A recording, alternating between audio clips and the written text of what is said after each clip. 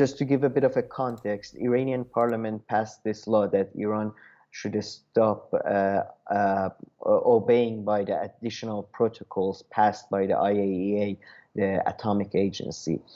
After Iranian parliament passed that law, quite recently, less than 6 months ago, Iran and the nuclear agency came to an agreement to extend the Iranian deal with the agency for another 3 months. That 3 months just came to an end. But Iranian authorities and the nuclear agency, they came to an agreement for another extension, a month extension, to allow for the nuclear talks in Vienna to continue. And the nuclear talks in Vienna are continuing. Again, the reports are still positive. There are reports that it's a matter of when, not if. But interestingly, the pressure from the right, especially in America, is building up quite significantly. You had Republican representatives, Marco Rubio and another Republican representative, Johnson. They introduced the amendment trying to force the Biden administration into obeying by basically forcing Biden administration into getting Congress's approval for any agreement with Iran, which would be unprecedented to give that much authority to Congress over a specific negotiations. So you had that. You had a couple of weeks ago, Bob Mendes, who's a Democratic, I think, senator. He came out and said that he didn't support the original deal, even though at the end he did think Trump shouldn't have abandoned it and they should have abided by it. So even a lot of Democrats are basically coming out against it.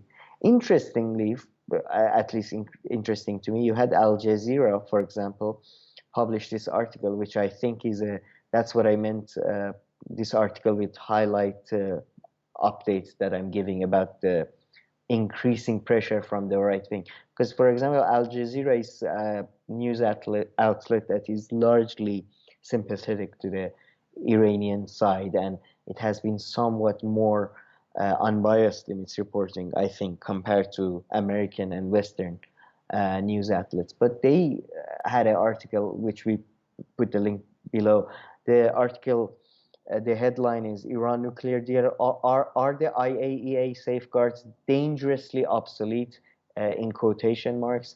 This is from a report by a DC-based nonprofit, the Non-Proliferation Policy Education Center. Sorry for it's a tough word to pronounce. NPEC, which is a it was very, it didn't take me long. I mean, I had never heard of this organization, but I did a very simple Google search, and I found their Wikipedia page.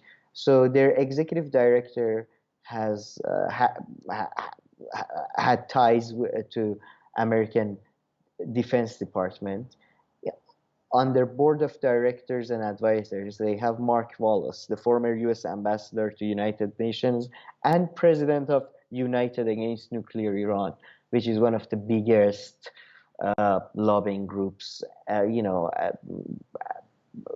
acting against Iran in Washington. So it didn't take, crazy amount of research or anything. It took literally a 3-minute Google search and all that to find. Not that I'm saying that Al Jazeera shouldn't have wrote this article, because they did publish a scientific report about how IAEA's benchmarks are outdated because they are from 1977. I don't know how much truth. Maybe there is truth to the scientific arguments. Maybe I shouldn't judge the report based on its backers and its authors. But I think it should have been clarified that this non-profit think tank has some biases. But so yeah, the pressure from the right seems to be going, ratcheting up, and Blinken apparently has been consulting Israelis on the negotiations to make sure that Israelis are happy with the negotiations as well. As but hopefully, there is less than a month to end of this extension deal, so we should hear something real by then. I think. I don't think they can extend it another time, but we'll see.